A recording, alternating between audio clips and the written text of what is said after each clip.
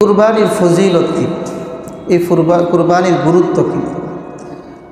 মুহতারাম হাজিরিন, এই কুরবানির গুরুত্ব যদি বলতে হয় তাহলে এই কথা আমরা সকলেই দিলের কান দিয়ে শুনে রাখি যে ইসলামের দৃষ্টিকোণ থেকে শুধুমাত্র কুরবানি করা এটা পশু জবাইয়ের নাম না, বরং এটার একটা নিজস্ব দৃষ্টিভঙ্গি আছে, এটার একটা উদ্দেশ্য আছে।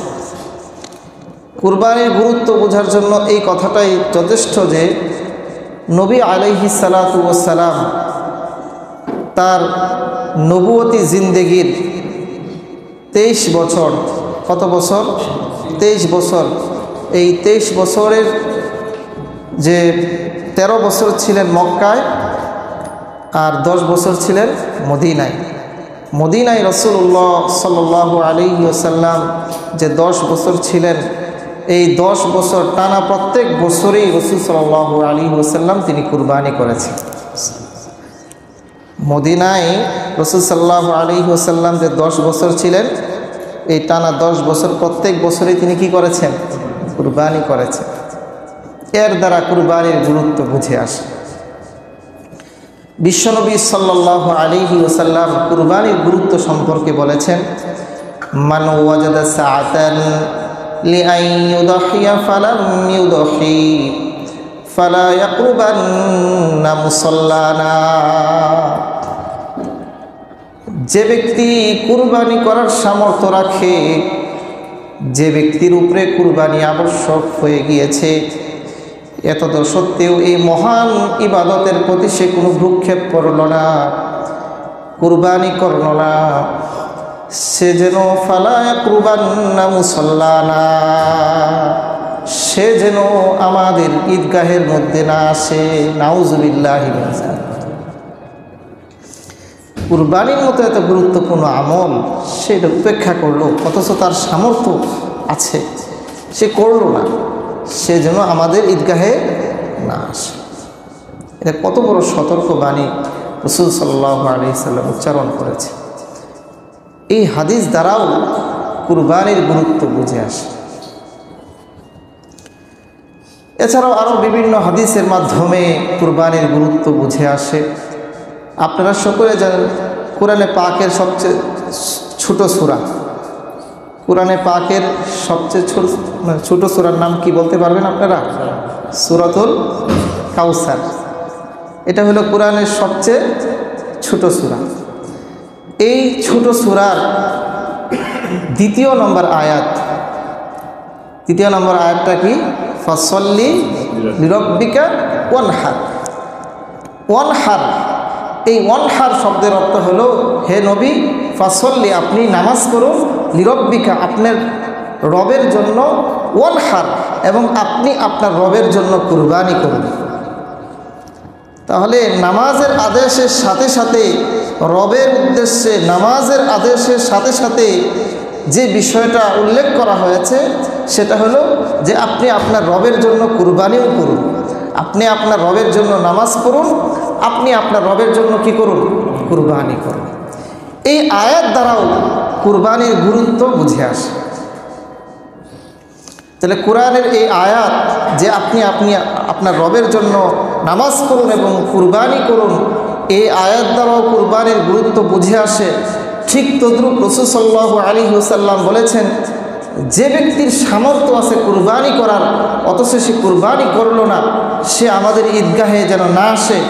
এই হাদিস দ্বারাও কুরবানির গুরুত্ব বুঝে আসে। ঠিক তদ্রূপ বিশ্বনবী সাল্লাল্লাহু আলাইহি ওয়াসাল্লাম তিনি 10 বছর মদিনাতে ছিলেন, টানা 10 বছরে তিনি কুরবানি করেছেন। এই ঘটনা রাসূলের এই আমল দ্বারাও কুরবানির গুরুত্ব বুঝে আসে। এই কুরবানির ফজিলত কি, এ সম্পর্কিত কয়েকটা হাদিস আপনাদের সামনে আমি উদ্ধৃত করব। 1 নম্বর ফজিলত, কুরবানির ফজিলত। কুরবানির ফজিলত 1 নম্বর ফজিলত হইল যে কুরবানির যে দিন আছে, এই কুরবানির দিনে কুরবানির আমল অপেক্ষা আল্লাহ তাআলার কাছে অধিক প্রিয় আর কোনো আমল নাই। সুবহানাল্লাহ বললেন না? নামাজের বিষয় তো আলাদাই, নামাজ তো আমরা নিয়মিতই পড়ি। নামাজ ছাড়া কুরবানির দিনে কুরবানির আমলের চাইতে অধিক প্রিয় কোনো আমল আল্লাহ তাআলার কাছে নাই। তিরমিজি শরীফের বর্ণনা, বিশ্বনবী সাল্লাল্লাহু আলাইহি ওয়াসাল্লাম ইরশাদ করেন, মা আমিলা ইবনু আদম মিন আমালিন ইয়াওমান নাহরি আহাব্বা ইলাল্লাহি মিন ইহরাকিদ দামি ওয়া ইন্নাহু লা ইয়াতি ইয়াওমাল কিয়ামাতি বিকুরুনিহা ওয়া আশআরিহা ওয়া ইন্নাদ দামা লা ইয়াকাউ মিনাল্লাহি বিমাকানিন ক্বাবলা আন ইয়াকা বিল আরদি ফাতিবু বিহা নাফসা। বিশ্বনবী সাল্লাল্লাহু আলাইহি ওয়াসাল্লাম ইরশাদ করেন, কুরবানির এক নম্বর ফজিলত হলো, বিশ্বনবী সাল্লাল্লাহু আলাইহি ওয়াসাল্লাম ইরশাদ করেন, কুরবানির দিন যখন আসে, কুরবানির দিনে বান্দা যত আমল করে সমস্ত আমলগুলোর মধ্যে আল্লাহ রাব্বুল আলামিনের কাছে কুরবানি অপেক্ষা অধিক প্রিয় আর কোনো আমল নাই। সুবহানাল্লাহ। এক নম্বর ফজিলত এই হাদিসের মধ্যে দ্বিতীয়ত এসেছে, ওয়া ইন্নাহু লা ইয়াতি ইয়াওমাল কিয়ামাতি বিকুরুনিহা ওয়া আশআরিহা ওয়া আজলাফিহা। কুরবানির দুই নম্বর ফজিলত হলো, বিশ্বনবী সাল্লাল্লাহু আলাইহি ওয়াসাল্লাম ইরশাদ করেন, যে ব্যক্তি কুরবানি করে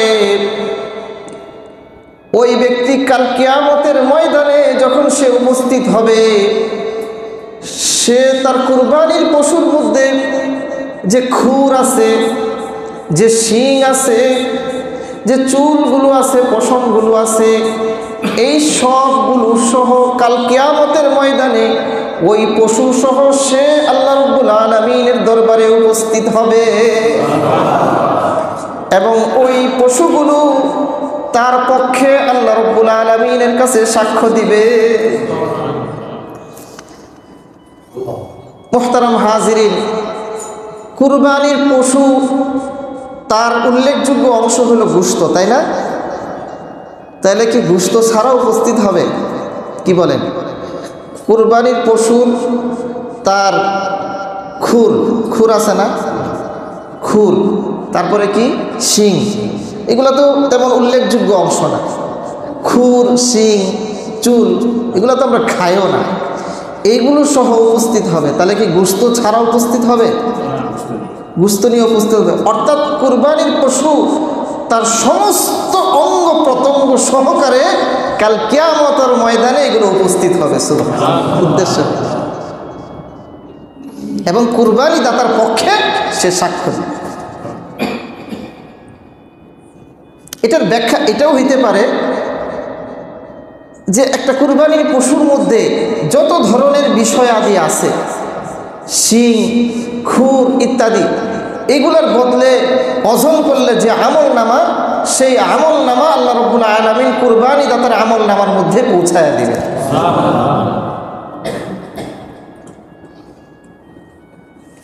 তিন নম্বর ফজিলত, কুরবানির তিন নম্বর ফজিলত, ওয়া ইন্নাদ দামা লা ইয়াকাউ মিনাল্লাহি বিমাকানিন ক্বাবলা আন ইয়াকা বিল আরদি।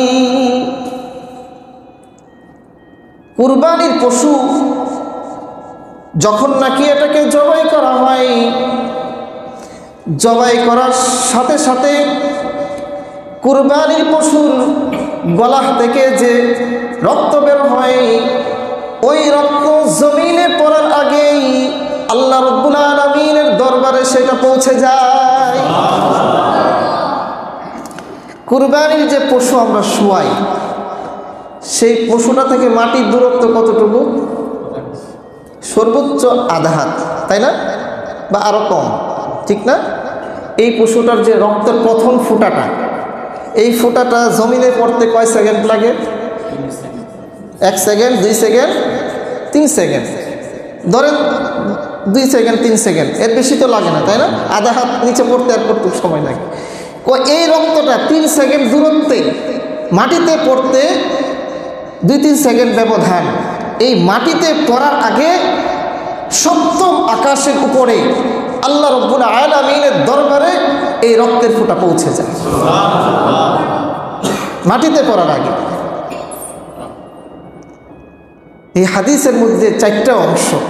4র্থ নম্বর অংশ হলো ফতিবু বিহা নাফসা, ওগো আমার উম্মত, তোমরা কুরবানি করবে, কুরবানির মতো এক মহান আমল তোমরা খুব সন্তুষ্ট চিত্তে খুশি মনে তোমরা আল্লাহর জন্য সবাই কুরবানি করবে।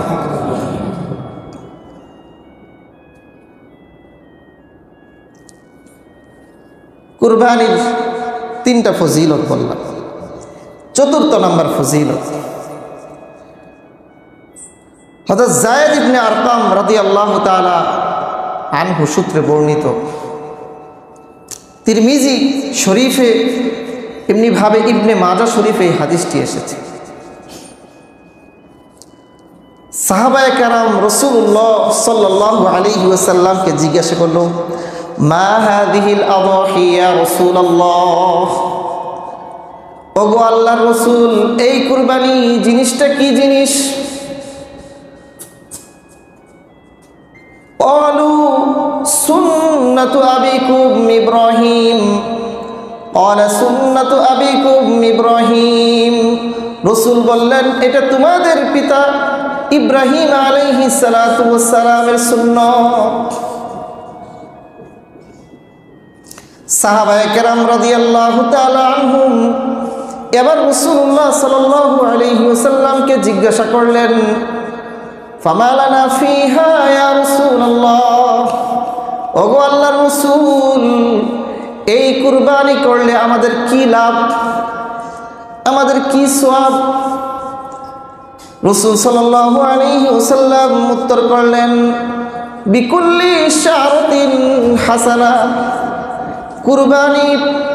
কুরবানির পশুর গায়ে যে পশম আছে প্রত্যেকটা পশমের বিনিময়ে আল্লাহ রাব্বুল আলামিন কুরবানি দাতার আমলনামার মধ্যে সওয়াব লিখে দিবে।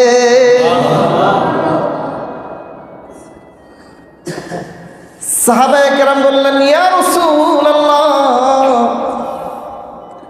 ক্বালু ফাসসুফু ইয়া রাসূলুল্লাহ, ক্বালা বিকুল্লি শারতিন মিনাস সুফি হাসানা।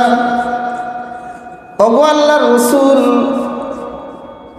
গরু এটার মধ্যে তো পশম হয়ে থাকে, কিন্তু পশম এত বেশি নয়। ছাগল এটার মধ্যেও পশম হয়, কিন্তু পশুদের মধ্যে কিছু পশু এমন আছে, ভেড়া এবং দুম্বা, এটার মধ্যে শুধু পশম আর পশম, পশম আর পশম। যে সমস্ত কুরবানির পশুর মধ্যে পশমের সংখ্যা বেশি, ওই প্রত্যেকটা পশমের বিনিময়েও কি সব লেখা হবে? রাসূল বললেন, যে সমস্ত কুরবানির পশুর মধ্যে পশমের সংখ্যা তুলনামূলক বেশি, ভেড়ার মধ্যে পশমের সংখ্যা কম না বেশি, দুম্বার মধ্যে পশমের সংখ্যা কম না বেশি, ছাগলের থেকে গরুর থেকে বেশি, উটের চাইতে বেশি? সাহাবায়ে কেরাম বললেন, ইয়া রাসূলুল্লাহ, অধিক পশম বিশিষ্ট পশুগুলোর মধ্যে যে পশম বেশি আছে, ওই প্রত্যেকটা পশমের বিনিময়ে কি আমলনামার মধ্যে সওয়াব দেওয়া হবে? রাসূল বললেন, প্রত্যেকটা পশমের বিনিময়ে আল্লাহ রাব্বুল আলামিন ওই কুরবানি দাতার আমলনামার মধ্যে সওয়াব লিখে দিবেন। মুহতারাম হাজিরিন, এবার বলেন তো দেখি, একটা কুরবানির পশুর মধ্যে কি পরিমাণ পশম থাকে? 1000, 2000, 5000, অগণিত লক্ষ লক্ষ পশম থাকে। এই পশম কেউ গইনা কুলাইতে পারবে? হ্যাঁ। আবার যদি ছাগল, তারপরে গরু, উট বাদ দিয়ে যদি ভেড়া দুম্বা হয়, তাই না, ওইগুলাতে তো পশম কেটে কেটে আমরা আমাদের অনেক কিছু বানাই, তাই না? কি পরিমাণ পশম থাকে যে পশমগুলা কাটতে হয়, তাই না? তো ওইগুলোর মধ্যে তো আরও বেশি পশম থাকে। তাহলে কি পরিমাণ এক একটা পশুর গায়ে পশম থাকে? লক্ষ লক্ষ। তাহলে বোঝা গেল যে একজন কুরবানি দাতা যখন নাকি কুরবানি করে আল্লাহর জন্য, ওই লক্ষ লক্ষ পশমের বিনিময়ে লক্ষ লক্ষ সওয়াব আল্লাহ রাব্বুল আলামিন তার আমলনামার মধ্যে লিখে দেন। ৫ম নম্বর ফজিলত, হযরত আয়েশা রাদিয়াল্লাহু তাআলা আনহাকে লক্ষ্য করে বিশ্বনবী সাল্লাল্লাহু আলাইহি ওয়াসাল্লাম বলেন, হে আয়েশা, তুমি যে কুরবানি করো, কুরবানির ফজিলত জানো কি? কুরবানির যে প্রথম রক্ত, বিআউয়ালি কাতরাতিন তাকতুরু মিনাদ দাম, যে কুরবানির পশুর প্রথম রক্তের ফোঁটা যেটা নাকি জমিনে পড়ে, এটার বিনিময়ে ইউগফারু লাকি মা সালাফা মিন দাম্বিক, আল্লাহ রব্বুল আলামিন তোমার পূর্ববর্তী সমস্ত গুনাহ খাতাকে মাফ করে দেন।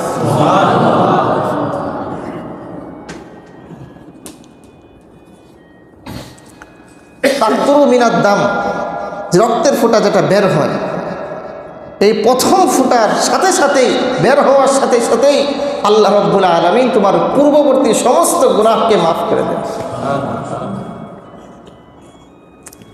কয়টা ফজিলত বললাম? 6ষ্ঠ নম্বর ফজিলত। আরেক হাদিসের মধ্যে আসছে, এই যে একটু আগে হাদিসটা বললাম যে প্রত্যেকটা পশমের বিনিময়ে আল্লাহ রব্বুল আলামিন নেকি লিখেন। 6ষ্ঠ নম্বর ফজিলত হলো, আরেক হাদিসের মধ্যে আসছে, বিশ্বনবী সাল্লাল্লাহু আলাইহি ওয়াসাল্লাম বলেন যে কুরবানির পশুর প্রত্যেকটা রক্তের ফুটার বিনিময়ে আল্লাহ রব্বুল আলামিন তার আমলনামার মধ্যে সওয়াব লিখেন। কুরবানির এই সমস্ত ফজিলতের দিকে লক্ষ্য করলে যাদের উপরে কুরবানি আবশ্যক হয় নাই তাদেরও সারা বছর এই কুরবানির ফিকির রেখে কুরবানি করা উচিত। কি বলেন? মুহতারাম হাজিরিন, কুরবানির গুরুত্ব বললাম, কুরবানির ফজিলত বললাম।